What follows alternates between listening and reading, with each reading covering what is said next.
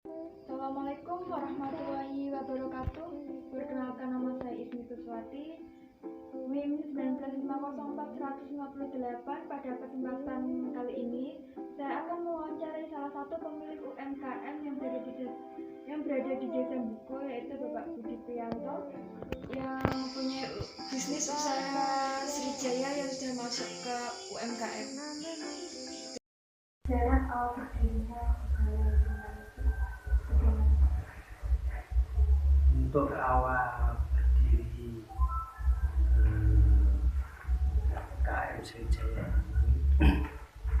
itu berdiri pada tahun 2004, sekitar tahun 2004. Jadi waktu itu sebelum saya terjun di dunia roti,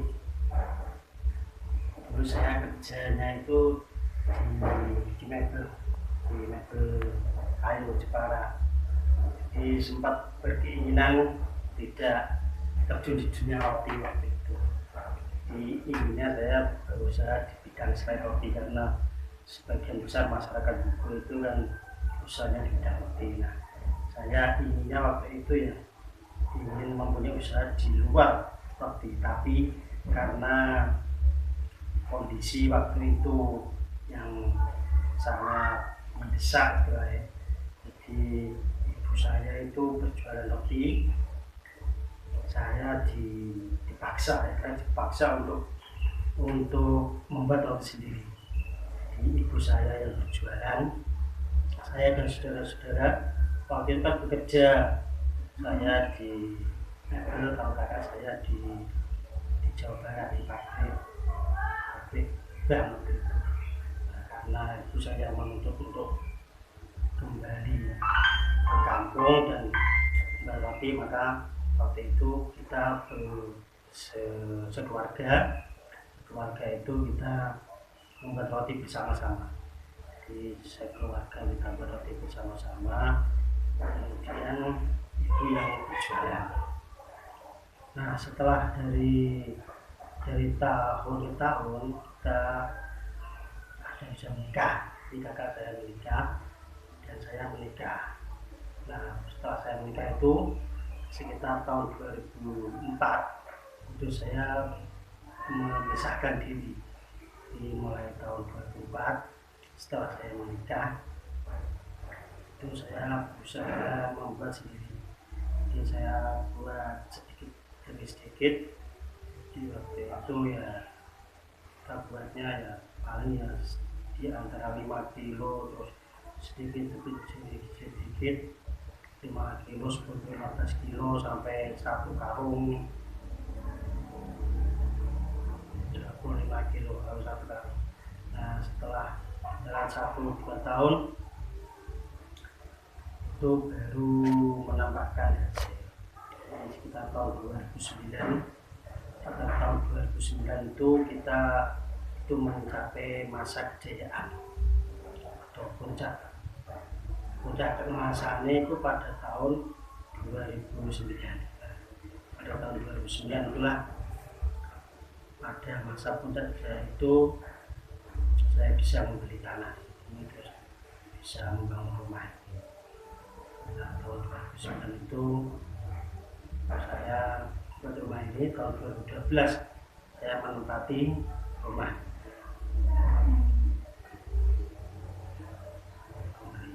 nanti dimulai di 2004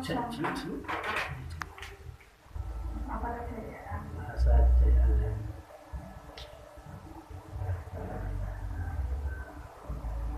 Berarti dimulai dari 2004 sampai sekarang. 2004 sampai sekarang, alhamdulillah bisa berjalan terus-menerus.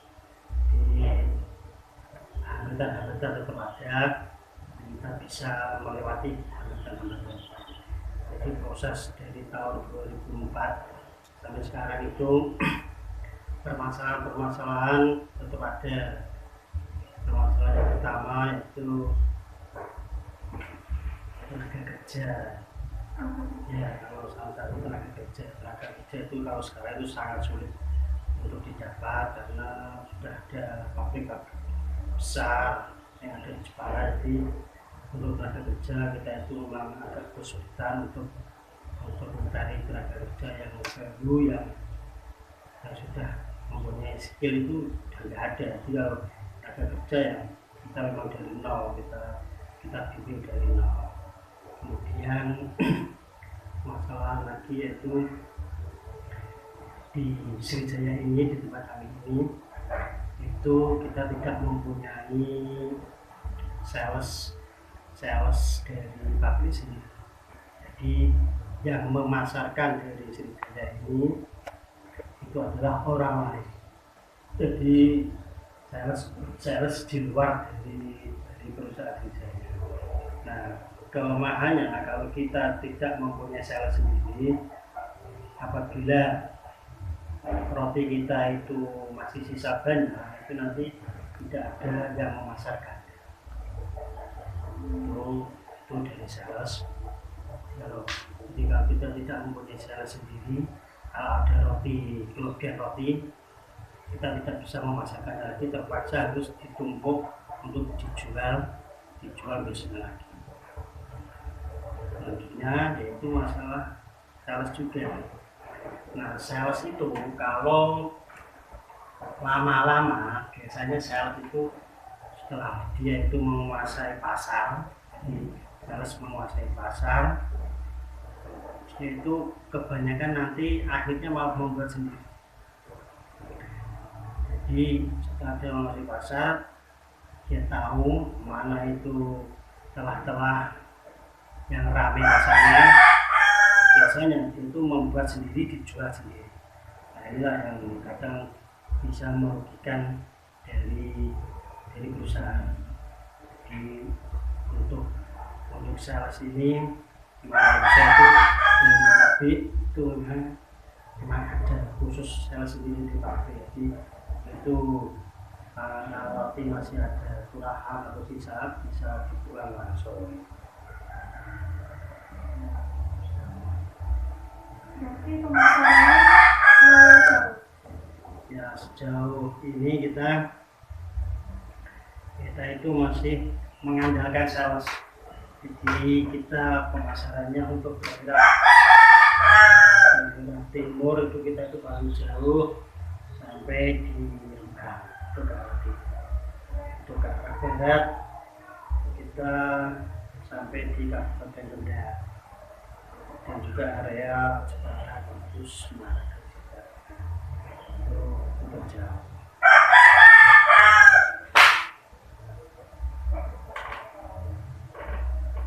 untuk proses perizinan gimana? Apakah sulit atau gampang?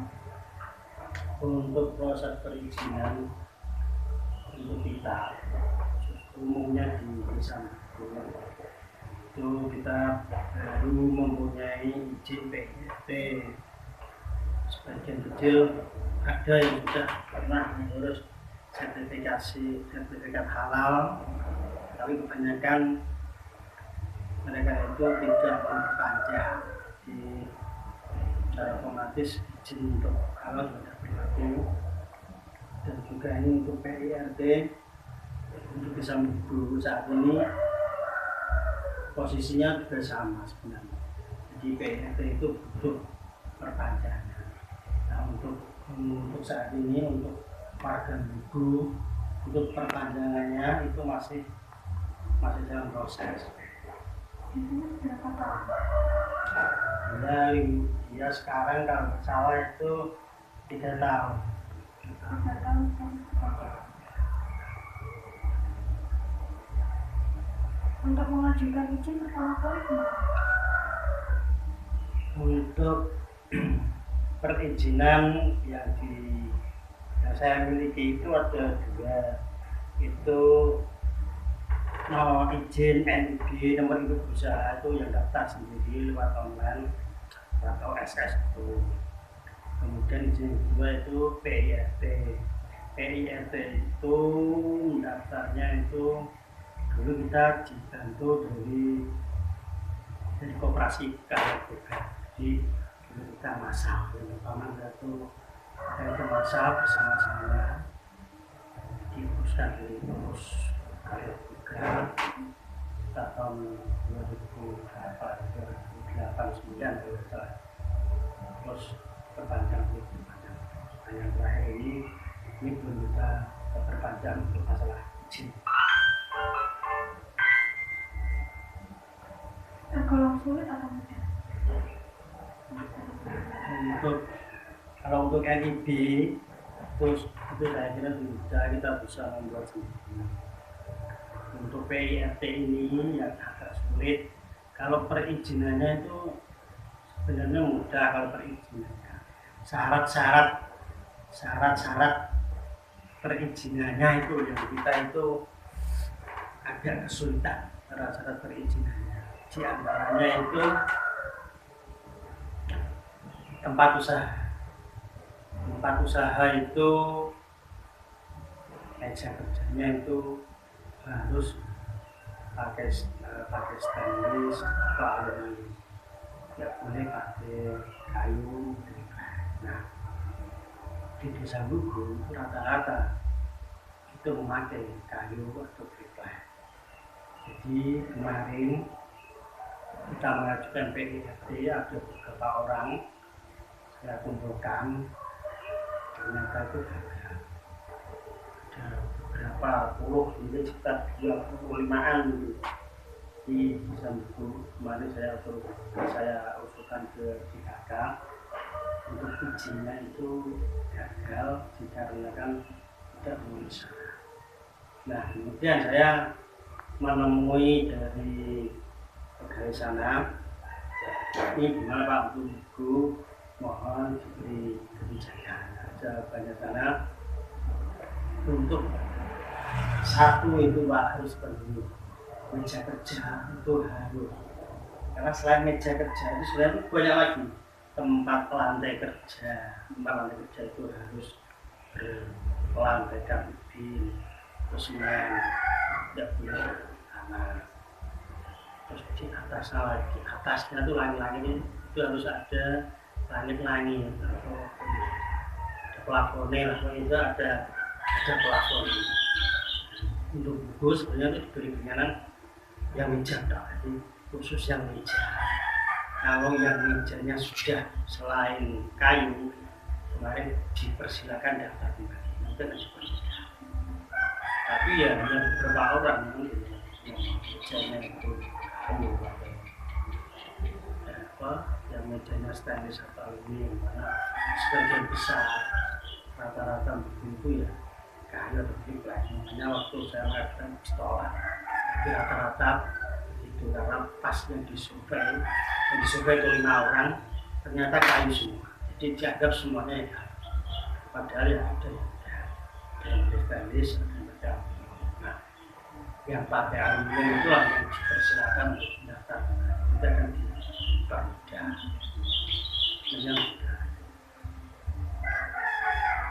Berarti lumayan sulit ya.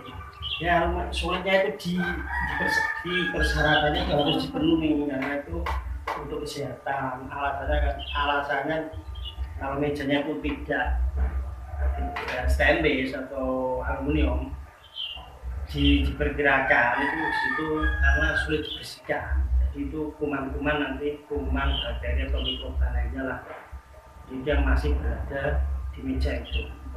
Nah, waktu di proses penggorengan atau pemanggangan, katanya itu tidak bisa. Makanya itu mejanya itu harus salah satu hal, mejanya itu harus menjadi stainless atau agar bisa dibersihkan.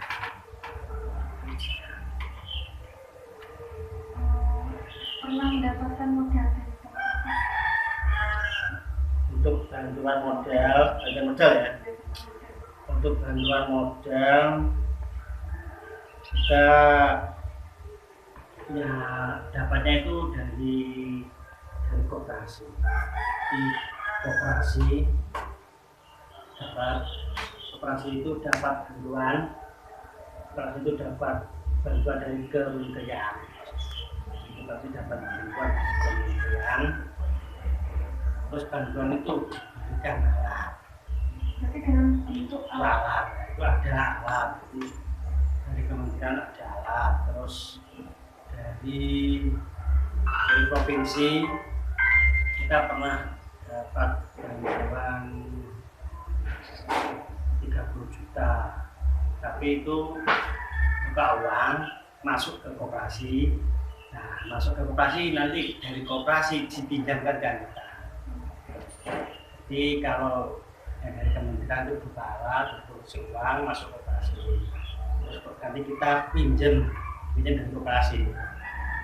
Terus ada lagi kalau saya itu ada bantuan lagi alat dari UNES, saya pernah juga ada dari mahasiswa dari program apa itu dari UNES untuk pemberdayaan masyarakat, dan juga pernah dapatkan oven sapu. Nah, kalau dari pemerintah secara langsung ya bantuan BLT UMKM. Itu mendaftar sendiri, kalau yang dari koperasi itu sistemnya bagaimana? Mendaftar sendiri atau tiba-tiba ada? Kalau yang dari koperasi itu kita dari koperasinya yaitu mengajukan proposal. Ada dewan yang mengawal. Di waktu itu yang kita proposal dewan itu mengawal proposal itu, akhirnya caranya itu sebenarnya di situ memang untuk kelompok, ada dibagi menjadi 30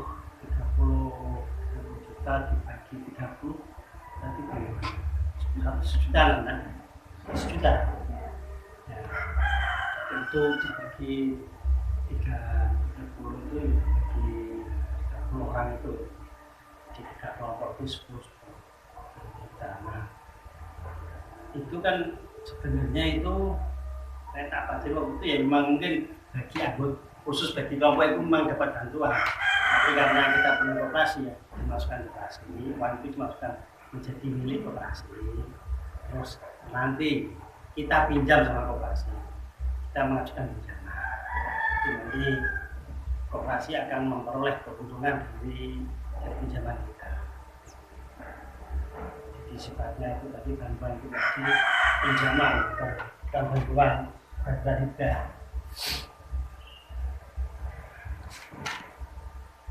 Untuk pembukuannya? Untuk pembukuan, untuk saya sendiri pembukuannya itu masih belum memakai ilmu akuntansi pembukuan, ya masih belum bisa. Jadi ya kita campur pembukuan uang keluarga sama uang perusahaan jadi satu, asal bisa mutar belanja bisa. Untuk nanti kita tidak bisa memprediksi keuntungan dari ini berapa dalam satu bulan penghasilannya berapa, memang kita agak kesulitan untuk mencari data keuntungannya. Kalau menghitung keuntungan biasanya dibagi per terigu atau gimana? Untuk mencari untuk menghitung keuntungan ya memang kita itu kan mencari harga pokok apa jenis HPP itu siapa berapa harga pokok penjualan, harga pokok penjualan untuk menghitung harga pokok penjualan itu kan agak jelimet, jadi kita menghitung terigu yang kita butuhkan dalam pembuatan satu terigu, kita tenaga kerja berapa, bulannya berapa. Kita sebenarnya tahu biayanya tuh 1 kilo satu sak terigu itu berarti membutuhkan 5 kilogram gula, terus 2 kilogram terus obat-obatan dan lain-lain. Sebenarnya bisa dihitung, tapi kadang tuh kalau dihitung tuh malah tidak ketemu, soalnya saya rugi, tapi ternyata setelah keluar uangnya bisa belanja. Jadi tuh makanya kadang rasa-rasa ngitung harus gitu. Apalagi kalau harga ini semua sudah pada naik, jadi agak terasa. Jadi sesat kita yang memang rotinya dikecilin untuk mencapai harga kita harga pokok penjualan tadi itu bisa sudah dihapus. Nah, kalau harga eceran 1.000 ya, harus harganya 700, keluarnya 700.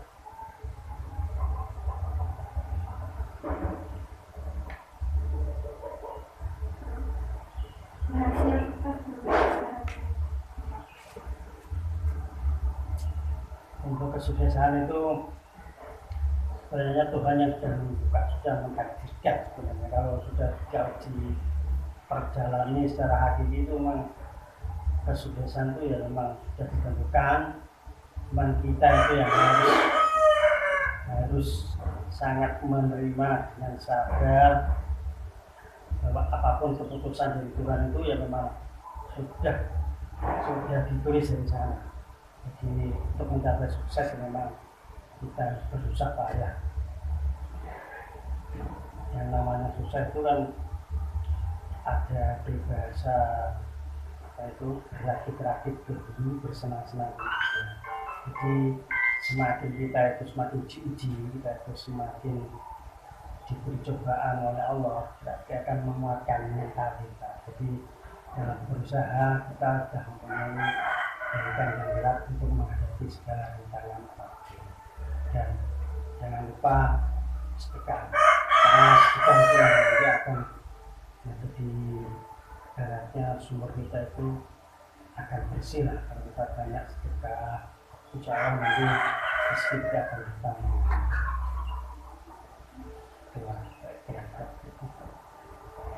motivasi Bapak dalam berluar biasa sampai sekarang ini.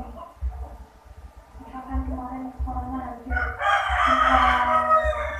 sektor kan hampir mati. Alhamdulillah untuk masa pandemi ini semua lapisan masyarakat, semua usaha memang mengalami efek dari pandemi, termasuk di dunia roti ini. Karena pemasaran roti ini itu kita sasarannya adalah di pasar. Di pasar nanti dibeli lagi, masyarakat jual ke kampung-kampung. Ada yang dijual di sekolahan, kampung-kampung. Di pasar aja sudah dibatasi, terus sekolah juga libur. Nah, memang untuk pemasaran omset kita memang itu semua saya rasa itu memang posisinya itu memang agak menurun. Jadi untuk kita kemarin itu memang kita siasatin agar kita bisa bertahan. Kemarin kita membuat varian lagi, sebenarnya varian lagi. Jadi yang semula kita itu bikin 3 produk, kemarin kita coba lagi menambah produk lagi yang mungkin ada yang belum. Jadi kemarin kita mencoba untuk tambah 1 produk lagi. Kadang biasanya kita habis 1.500 atau 2.000 biar bisa bertahan, karena dulu kita biasanya mungkin 2 sak lah. Karena posisi kemarin kita katakanlah 1,5, tapi kalau ada tambah lagi kita bisa standar. Walaupun sebenarnya dalam 1 minggu itu memang ada penurunan omset. Kemarin itu kalau kita itu stabil, itu kan 1 minggu kita paling libur kan 7 saja. Nah, kemarin kita itu bisa sampai 2 kali di Selasa. Nah, kita tadi strateginya kita mengatur dari produknya kita juga tambahin lagi. Terus alhamdulillah ya bisa bertahan sampai sekarang, dan ini sudah mulai agak pulih, agak pulih.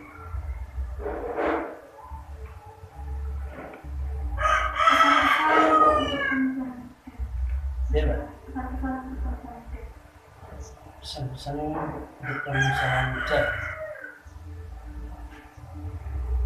yakinlah bahwa rezeki itu Tuhan yang mengatur. Walaupun jenis usaha kita atau produk kita sama, kalau di dunia roti bahwa rezeki sudah diatur. Kalau memang sudah rezekinya, pasti tidak akan kena.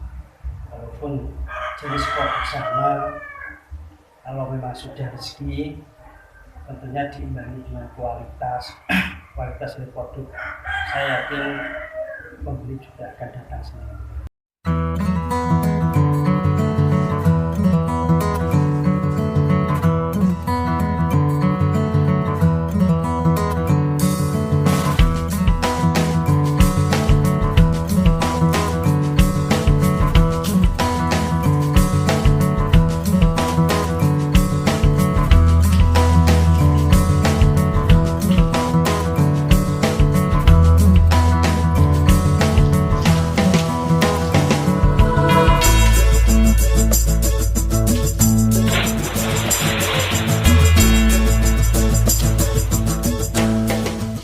Berdasarkan wawancara dengan Bapak Budi Priyanto, salah satu pemilik UMKM Srijaya, yang dapat saya simpulkan adalah walaupun tantangan yang terjadi dalam dunia bisnis, sepatutnya yang harus kita lakukan adalah tetap berusaha dengan baik dan sepenuh hati dan percaya kepada Allah yang akan memberikan kemudahan kepada kita semua.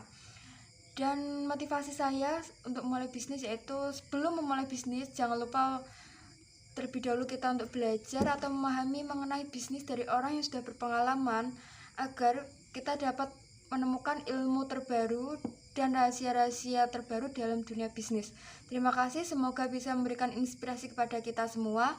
Kurang lebihnya mohon maaf. Wassalamualaikum warahmatullahi wabarakatuh.